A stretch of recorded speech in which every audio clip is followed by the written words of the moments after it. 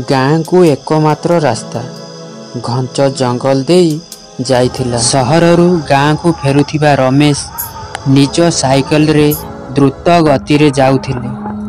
चतुर्दिगरे नीरवता रहिथिला। जह्न आलोक मध्य मेघ पछरे लुचि रहिथिला। जंगल रे किछि दूरता अतिक्रम करिवा परे हठात रमेश को साइकेल रो चेन छिड़ीगला। से एक दीर्घ निश्वास नहीं साइकेल को अटकाई सजाड़िबा आरंभ कले। तापरे तांको आखि धला साड़ी पिंधिथिबा महिला को ऊपर पड़िला, जी किछि दूर रे गछ तले ठिड़ा होइथिले। एते विलंबित राति रे केही एठारे किपरि रहिबे रमेश निजको पचारिले, किंतु से भाबिले बोधे हुए किछि यात्री रहिथिबे। सेही महिला धीरे धीरे रमेश आड़कू आसिले। तांको आखि उज्जवल थिला। तांको मुहरे एक अद्भुत हस थिला। रमेश आखि लुचाइया को चेष्टा कले, किंतु महिला जनक तांको आड़कू आसिले।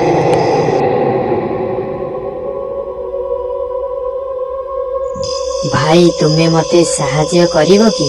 रमेश भयभीत होई पचारिले। महिला जनक तांको पछपटे लुचेई रखिथिबा छता बाहर करी कहिले, एही छता धरि रखो, किंतु एहाको केबे खोलिबो नाही। रमेश हाथ रे छता नेबा मात्रे महिला अदृश्य होई गले। रमेश को देहरे एक कंपन सृष्टि हैला। से शीघ्र साइकेल चेन ठीक करी सेटारू पळेइबाकू चेष्टा कले, किंतु से पेडल मारिया मात्रे से अनुभव कले जे साइकेल भारी होई जाइछि। रमेश पछकू चाहिले, किंतु छता खुला थिला। सेथुरु रक्त बाहरुथिला। उक्त महिला छता तले ठिड़ा होइथिले, किंतु एथर तांको चेहरा भयभीत थिला। तांको आखि रक्त रे लाल होई जाइथिला।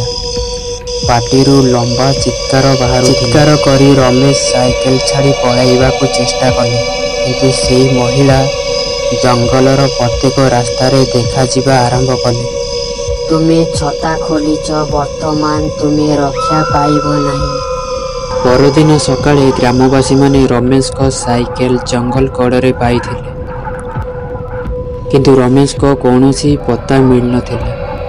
केवल गोटे छता रहिथिला, जहा वर्तमान बंद हो जाइथिला। ग्रामवासी कहती जे छता एबे भी जंगल रे अछि, जे एहाकू छुईबो से आउ फेरिबो नाही।